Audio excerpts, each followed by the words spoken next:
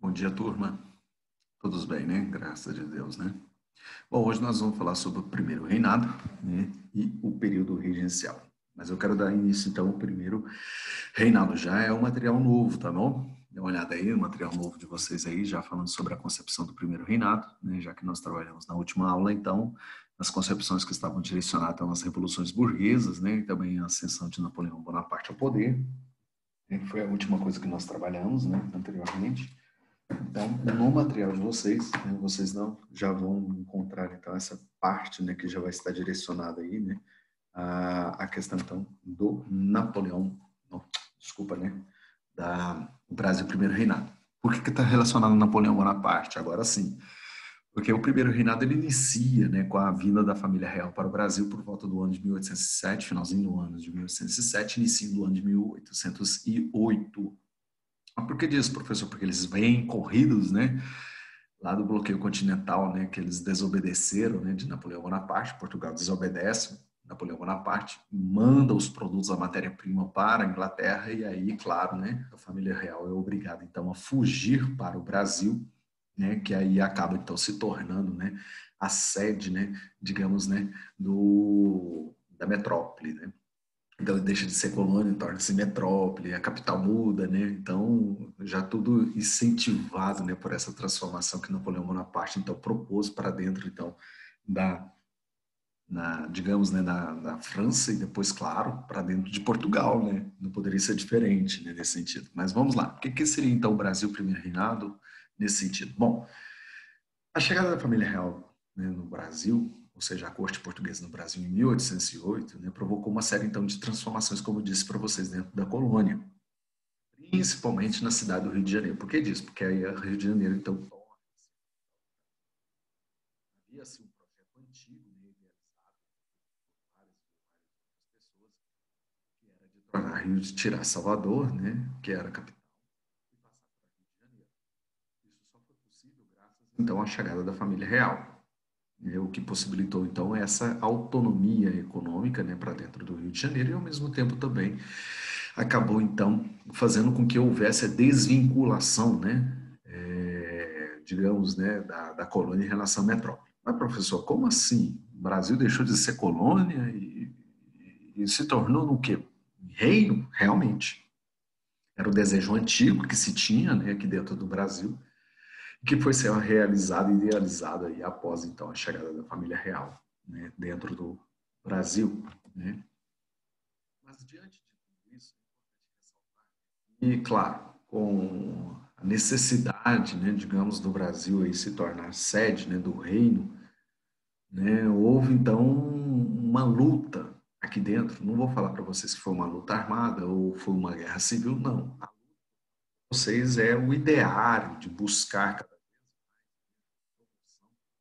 de ideias que pudessem então, conduzir o Brasil à sua emancipação, ou seja, à sua independência. Assim como os Estados Unidos já tinham conquistado a sua independência em 4 de julho de 1776, e claro também a França já estava lutando, já tinha lutado pela sua revolução em 1789, a Inglaterra já tinha se libertado já, né, do absolutismo monárquico, aqui no Brasil não poderia ser diferente. Assim como as colônias hispânicas que nós estudamos anteriormente, né, elas começaram a lutar pela sua emancipação política com Simão Bolívar, né, aqui no Brasil também esse ideário chegou. Não seria muito, digamos, tarde, né, mas chegou. Demorou, mas chegou. O objetivo era justamente o quê? Fazer com que digamos, né, a colônia, né, nesse momento aí, deixasse de ser colônia e se conduzisse, então, ao seu processo, digamos, de emancipação. Como que isso acontece, professor? Bom, com a família real aqui no Brasil, não foi. Foi necessário, né, que Dom João VI, né, saísse daqui de dentro do Brasil para que isso se tornasse, então, algo esplendoroso, né, nesse momento para o Brasil. Então, o aumento da importância do Brasil dentro, né, no Império Português, causou, né, esse descontentamento entre os portugueses que se sentiam, então, abandonados por seus governantes. Aí começa, então, a haver o quê? Um atrito ali, né? E além desse descontentamento também havia, então, a grande satisfação, né, com relação, então, né, à colônia. porque os gastos com que a corte mantinha a colônia, principalmente aí em relação, né, à questão, né, destinada ao Rio de Janeiro e tudo mais, né, acabou então descontentando, porque a menininha dos olhos agora da corte é Rio de Janeiro. Mas Salvador, Pernambuco, São Paulo, outras cidades espalhadas pelo Brasil, aí, aqueles Minas Gerais, né? Outras cidades aí, outras capitanias, não tinham a mesma importância que Rio de Janeiro. Então, ou seja, o que acontece nesse momento? Dom João VI vai fazer uma coisa que vai revoltar todo mundo. Ele vai aumentar os impostos, não só das pessoas que ali estão, né, da baixa renda, da população do Rio de Janeiro, como também de São Paulo, Bahia, Pernambuco, Minas Gerais, para poder o quê? Sustentar a corte. Aí o povo, claro, né, sobe o nervoso pela cabeça. Por que disso? Porque o Brasil já estava passando já por uma escassez ferrenha, né, de alimentos, e não só de alimentos, mas também de todos os outros artigos, né, que pudessem então fazer com que a colônia funcionasse, né? Então, nesse sentido aí, havia-se então uma formação, né, digamos ali, de uma estruturação de ideias onde que pudesse então conduzir a uma independência. Só que os habitantes, então, né, da parte nordeste do território, principalmente ali aqueles que estavam situados, né, à margem da sociedade, que estavam já se sentindo prejudicados, né, com a presença da corte no Brasil, vão, então, se voltar contra a corte e vão se voltar contra Dom João VI, exigindo, então, cada vez mais a emancipação do Brasil, a independência do Brasil.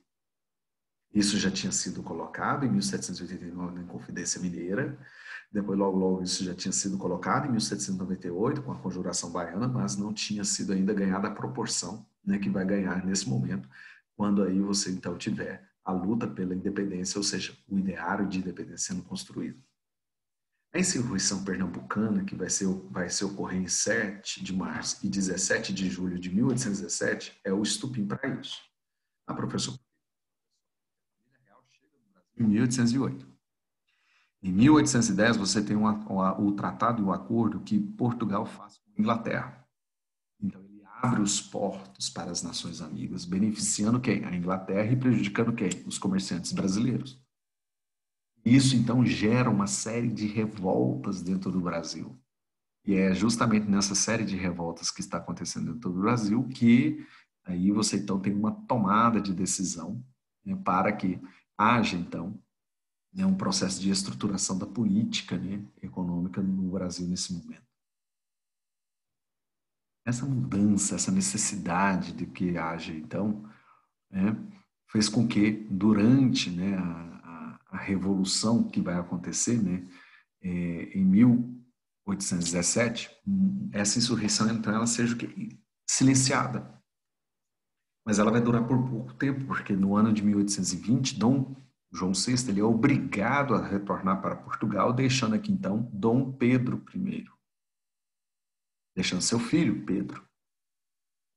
Então, a Revolução Liberal do Porto, em 1820, foi o fator também culminante para esse processo, porque as pessoas se revoltaram, né, dentro desse momento aí. Então, nós temos a insurreição pernambucana e a Revolução dos Portos, que são os dois momentos, né, decisivos para que a família real possa colocar a mão na sua consciência e ver o que está dando de errado para poder, então, fazer a coisa acontecer.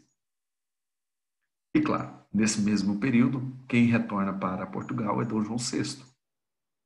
Então, diante desse cenário aí que está acontecendo, então, as elites vão se organizar no Brasil e os diferentes grupos vão buscar cada vez mais defender suas propostas e suas ideias. E quem acaba, muitas das vezes, colocando em ação o plano, né, digamos, de trazer a independência para dentro do Brasil são aqueles que querem se libertar cada vez mais, né, de Portugal. E, claro, com o apoio de Dom Pedro I, isso vai se tornar, sim, possível. Então, o partido português que aqui tinha, né, ele tinha a ideia de que se manter sempre fiel a quem? A corte. Mas o partido brasileiro, esse partido brasileiro, não. Porque, na verdade, a forte presença da elite rural dentro do partido brasileiro apoiava fielmente Dom Pedro, né, para que ele pudesse, então, proclamar a nossa independência. E como o Brasil dependia muito dessa elite, né, desse grupo de fazendeiros, dessa elite rural, é justamente isso que acaba, então, né, fazendo com que o Dom Pedro, no caso aí, né, ele venha, então, proclamar a nossa independência. E a radicalidade do Partido Liberal, que é aqueles que seguiam as ideias, né, digamos, do liberalismo político proposto lá pela Revolução Inglesa, depois mais tarde pela Revolução Francesa, esses sim, os radicais, vamos dizer assim, né, acabaram então fomentando a ideologia urbana.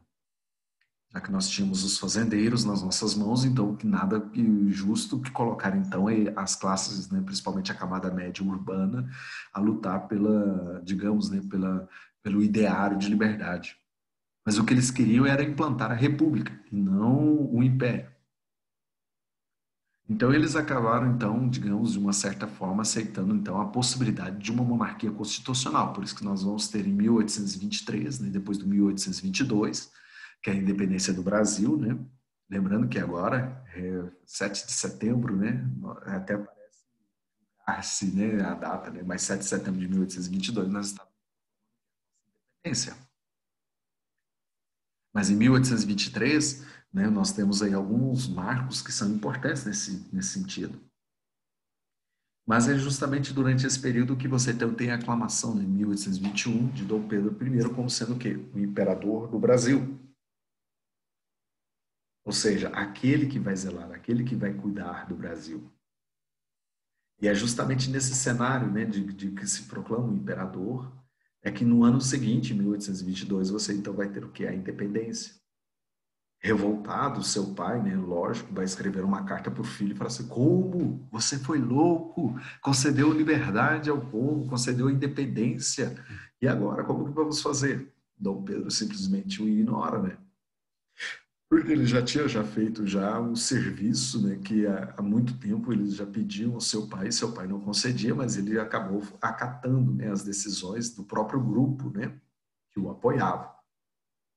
Trouxe a independência para o Brasil, mas o Brasil, ao mesmo tempo, também vai se tornar dependente de outro cenário político, né, para poder promover, então, a sua independência.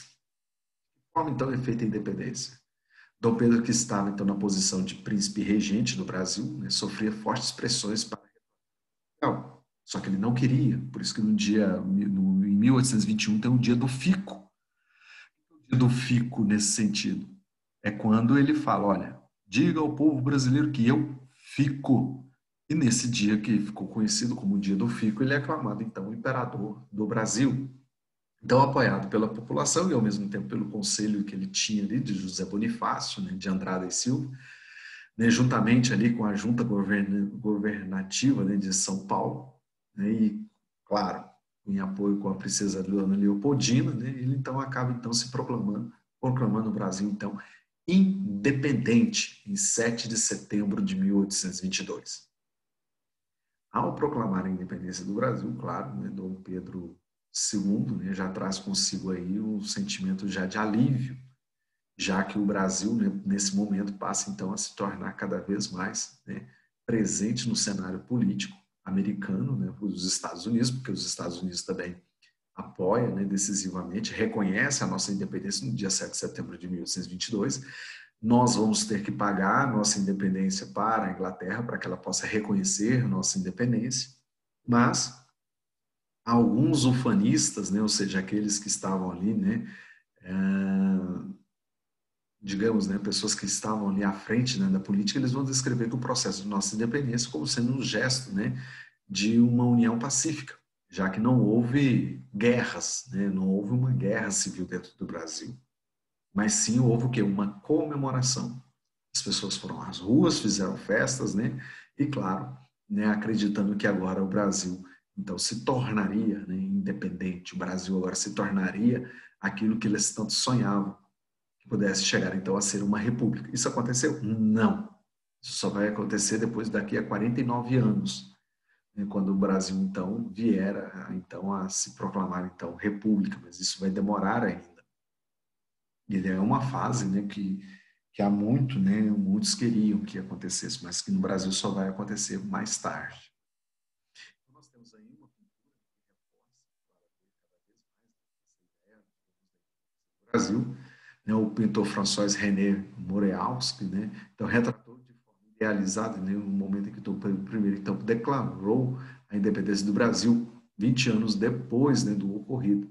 Aí os Estados Unidos foram o primeiro país a reconhecer a nossa independência, como eu disse para vocês, e a Inglaterra, claro, né, interessada em manter suas influências comerciais dentro do Brasil, devido ao acordo de 1810, que foi afirmado novamente com o Portugal, com Dom João VI, porque já tinha um acordo do Panos e Vinhos, né? Agora o acordo agora das Nações Amigas, que era o Porta, a abertura dos portos, né?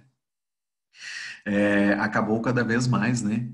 Influenciando a decisão da Inglaterra reconhecer a nossa independência, já que havia, né, também a questão, né, de que os produtos que aqui eram tirados também pudessem ser comercializados ou nos Estados Unidos ou até mesmo dentro da própria Inglaterra, né?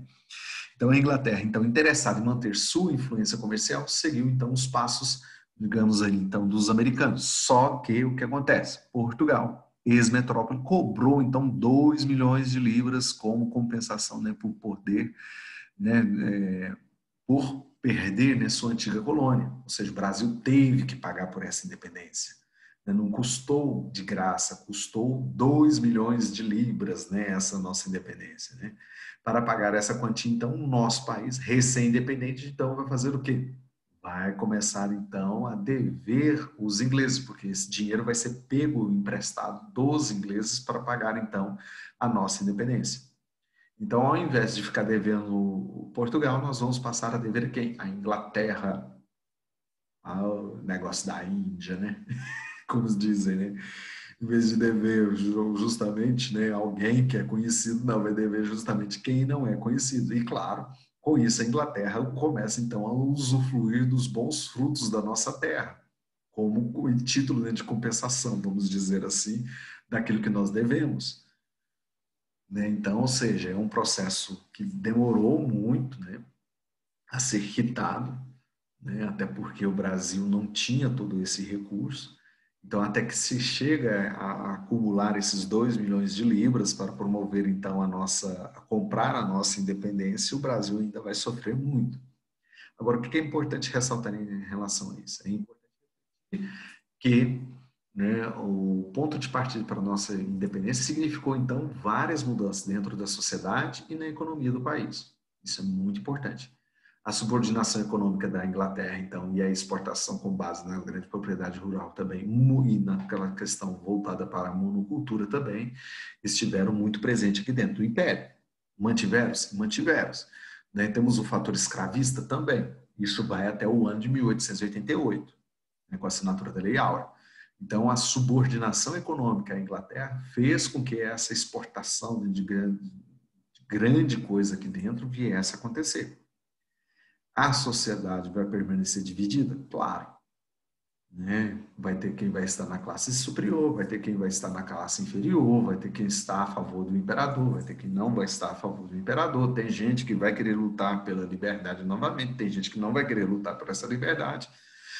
Vamos ter indivíduos livres, pobres, miseráveis, esperrapados, chinelo no chão, né, pé descalço e assim por diante? Vamos ter. É o momento, é o cenário que a nossa sociedade tem. Né?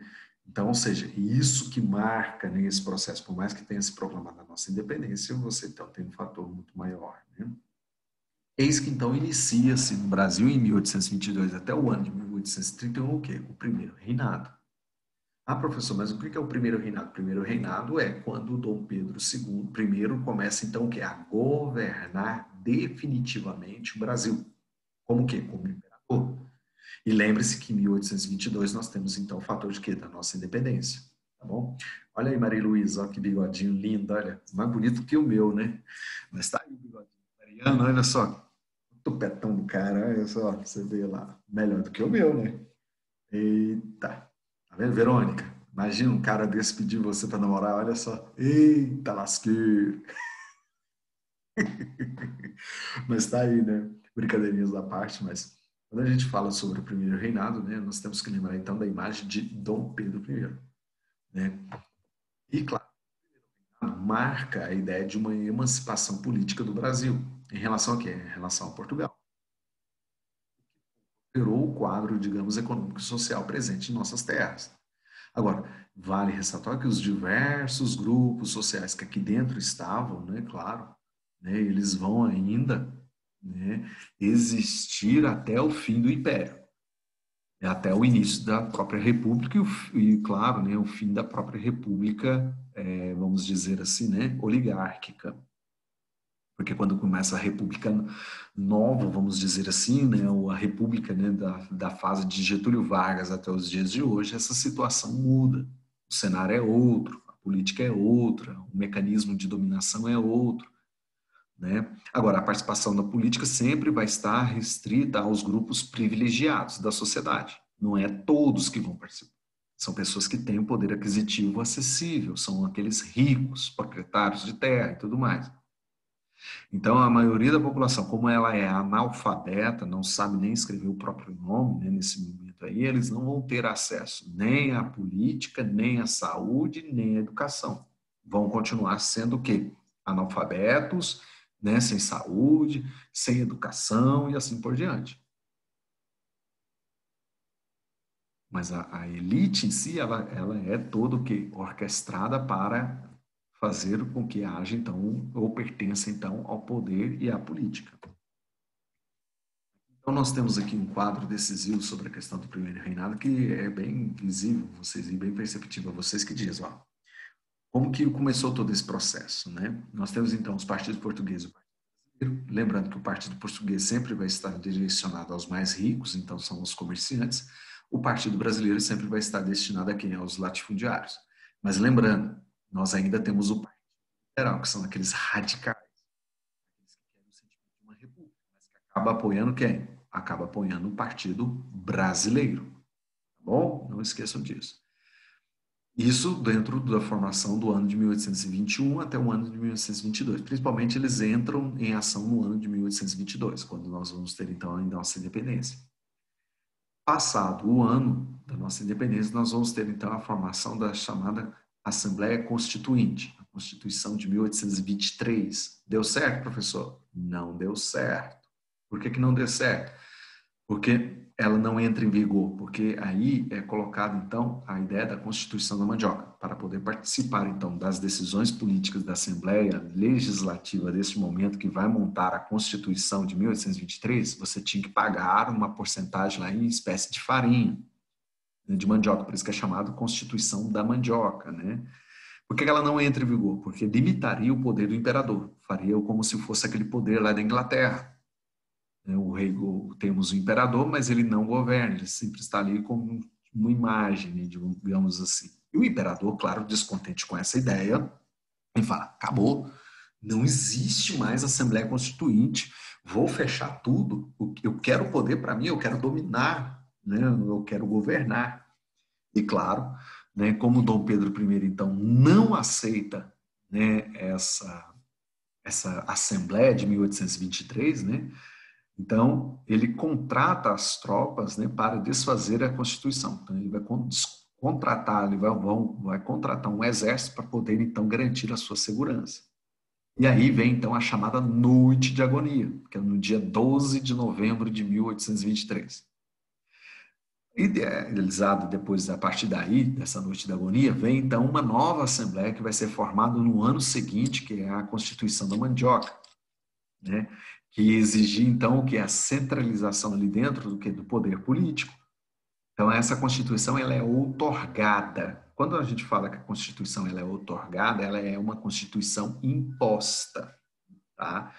E na Constituição de 1824, nós temos, então, que é a centralização do poder. Ah, professor, mediante o que nós falamos sobre a centralização do poder? Com a criação do poder moderador. É o poder do imperador. Né? Então, o poder está na mão de quem? Do imperador. É ele que tem o direito de escolher a Assembleia Legislativa, é ele que escolhe o poder executivo, né? Apesar dele estar ali, mas é ele que vai escolher os governadores, é ele que vai escolher, digamos, né, os juízes. Isso é muito importante ser ressaltado para vocês, né? Então, o poder moderador é o quarto poder, mas com autoridade máxima. Então, nós temos os três, o executivo, legislativo e o judiciário, mas nós vamos ter o quê? Mais um, que é o poder moderador. Esse poder é o quarto, mas é o primeiro em autonomia, né? Estabelece-se, então, a partir daí o voto censitário, ou seja, por renda. Então, quem tem poder aquisitivo é que tem direito de de votar e de lutar pelos seus direitos. Não quem é pobre, né, desmazelado, analfabeto, não tem direito nenhum. E é formado também um padroado, né? E aí vem então essa questão, o padroado e o beneplácito, né? Que no caso é toda a ordem vinda, né, de Roma, passava pelo imperador. Por isso que aí você vai ter o atrito entre a igreja e o imperador. Por isso que a Igreja Católica vai brigar com Dom Pedro I, depois vai brigar com Dom Pedro II, porque os dois vão seguir a mesma linha, né, do poder moderador. O padroado é de igreja, né, os eleitores de paróquia, vamos dizer assim, né, o segmento de paróquia, né. Então, nós temos, então, o padroado como sendo o quê? A subordinação da igreja ao Estado. Por isso que a gente fala, né, com os eleitores de paróquia, vamos dizer assim, entre aspas, né? Mas, nesse sentido, quando fala do padroado, é a subordinação da igreja em relação ao Estado. Quem manda dentro da igreja é o Estado, é o imperador. Quem nomeia o bispo é o imperador. Não tem nada de você falar, ah, Roma. Que Roma? O que? Roma está lá nos Cabarobó do Judas. Quem manda aqui sou eu. Por isso que o atrito entre o imperador e a igreja vai ficar muito presente, muito constante nessa fase. Depois nós temos, então, mediante a essa questão, então, né, a manutenção do latifúndio e, claro, da escravização negra dentro do Brasil até o ano de 1888. Mediante esse processo também, nós vamos ter, então, o quê? A Confederação do Equador. O que é a Confederação do Equador? Os estados, né, do Ceará, Rondônia, Paraíba, né, Pernambuco e Alagoas, eles vão querer o quê? Lutar pela sua separação. Por isso que a gente fala que é a Confederação do Equador. É porque esses estados eles estão ali perto, próximo à linha do Equador. Então a gente fala Confederação do Equador. O que essa confederação queria, professor? Eles queriam, o que esse grupo queria? Eles queriam então o quê? O fim do Império e a implementação da República Federalista no Brasil. Então é um grupo separatista. Eles queriam se separar. Então, a região Nordeste queria, então, se separar do quê? Do restante do Brasil. E assim proclamaram o quê? A República. E, claro, isso causou o quê? Indignação com o governo, então, de Dom Pedro I. O que ele fez, então, nesse primeiro momento? Ele vai mandar, então, executar o líder do movimento, que no caso é quem? Frei Caneca. Então, nesse momento aí, é o primeiro, né, digamos assim, né, repreensão, forma de repreensão de governo, né, do Levante, que nós vamos ter, então, dentro do governo, então, do primeiro reinado. Então, a execução de Frei Caneca tornou-se, então, um símbolo, né, vamos dizer assim, né, dessa ideia. Olha, quem levantar-se contra mim vai ter o mesmo fim que o Frei Caneca. Então, ele foi, então, executado nesse sentido. E o Brasil passa a conviver com outro cenário também, que é a Guerra da Cisplatina, que é de 1825 até 1828. Aí é onde que o Uruguai declara a sua independência, já que o Uruguai fazia parte do nosso território. Então, nesse momento, né, de intensa conturbação, né, o Uruguai vai declarar a sua independência em relação a quem? Em relação ao Brasil. O Uruguai era parte de nosso território. Então, na Guerra da Cisplatina, né, o Brasil acaba, então, perdendo o território do Uruguai, né? E isso gerou uma série de revoltas aqui dentro do Brasil, já que nós estávamos perdendo terras, né? E, claro, né, começa então a haver aí uma necessidade, né, digamos assim, de tirar o imperador do controle político brasileiro. Mas não porque ele tinha perdido a Guerra da Cisplatina, não. Porque Dom João VI morre. Dom João VI morre. E a morte de Dom João VI, então, força a Dom Pedro I a regressar para Portugal. Então, no ano de 1831, né, nós temos, então, a renúncia, né, de Dom Pedro I ao trono português. E ele passa, então, né, a governar, então, né, Portugal. Só que essa renúncia do trono português, né, está a favor de quem? De sua filha. Mas o irmão de Dom Pedro I é que assume, então, o trono e acaba, então, dando golpe, né, dentro do Brasil. Novamente, né, o Brasil parece que é só governado por golpe, né? Um golpe um atrás do outro, né? Parece que é aquelas rixas de famílias antigas, né? Cada um quer comer os olhos um do outro, cada um quer furar os olhos um do outro, né? A rixa de família é sempre assim, né? Então, O golpe que foi dado, de Estado que foi dado, então, por Dom Miguel, né, acabou, então, forçando, né, a um embate político, né, e, claro, nesse momento aí, né, o imperador acaba, então, ele se envolvendo na questão, né, e aí acaba, então, acontecendo o assassinato de Líbero Baderó, em 1930, ou seja, o jornalista que era inimigo político do imperador. E aí começa, então, a haver o que é a chamada Noite das Garrafadas, no dia 13/3 de 1831, que é uma manifestação, né, em oposição a Dom Pedro I. As pessoas começam, então, a arremessar garrafas nas ruas, né? Então, aí Dom Pedro I, ele não aguentando mais a pressão popular e, ao mesmo tempo, também, né, a necessidade de regressar a Portugal para poder governar no lugar de seu pai, ele acaba, então, se abdicando do trono no dia 7 de abril de 1831. E essa manifestação de oposição ao Dom Pedro I, que é a Noite das Garrafadas aí, ela é bem comentada, né, até hoje pelos livros de história, porque até mesmo há uma forma, né, de representação de como foi essa Noite das Garrafadas. E uma coisa que é bem curiosa na história é que quando Dom Pedro I ele regressa para Portugal, né, ele saqueia, né, o Banco do Brasil e leva todas as riquezas que aqui dentro estavam, tá? Então, assim como seu pai o fez, também Dom Pedro I vai fazer, tá bom? E claro, né, ele acaba então se abdicando do trono, né, em favor de seu filho, o Pedro de Alcântara. Só que seu filho está com mais ou menos 4 para 5 anos de idade, sem idade para governar, né, o que ainda é um fator decisivo para a política. Por isso que aí, nesse momento aí nós vamos ter um outro momento, né, decisivo, né, para haver então a política, já que o setor econômico do país, né, estava em crise, né, o fato vai se agravar mais ainda quando nós tivermos então aí, né, o golpe, né, vamos dizer assim, da indústria açucareira do Caribe, já que o Caribe está produzindo açúcar, os holandeses, né, e os outros europeus não vão comprar o nosso açúcar, vão comprar o açúcar da ilha do Caribe, né, das ilhas do Caribe. E o ouro que estava sendo extraído em grande e larga escala no Brasil também acaba. Então, ou seja, aí a Minas Gerais, que era a cidade mais rica, passa a ser a cidade, digamos, abandonada, né? Porque as pessoas começam então a sair de lá de dentro.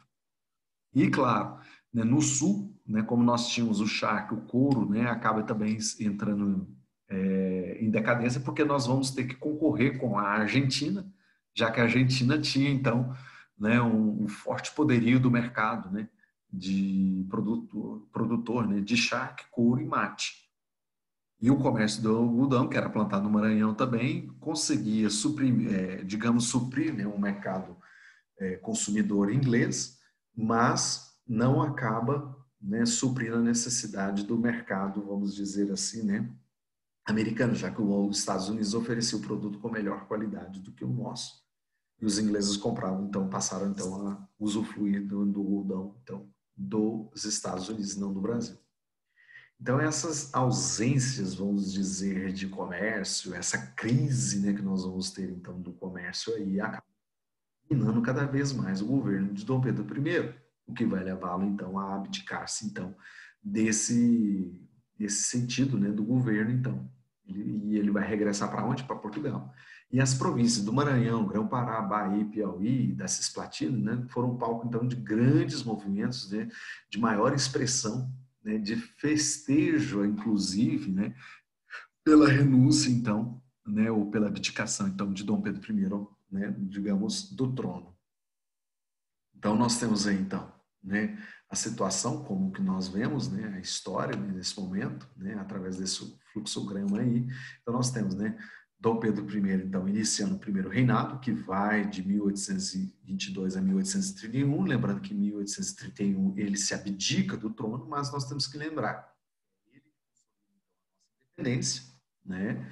Então, mediante um arranjo político elaborado pelas elites, como eu já disse para vocês, temos resistência à independência, principalmente do norte e do nordeste, que já estava, né, figurada ali a ideia do partido português, né, que eram aqueles que defendiam a corte, diferentemente do Partido Brasileiro, que eram aqueles que defendiam a independência.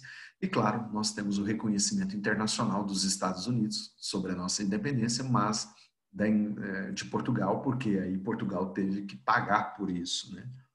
Nós temos o conflito do Primeiro Reinado, que é a Confederação do Equador, em 1824, como eu disse para vocês, né?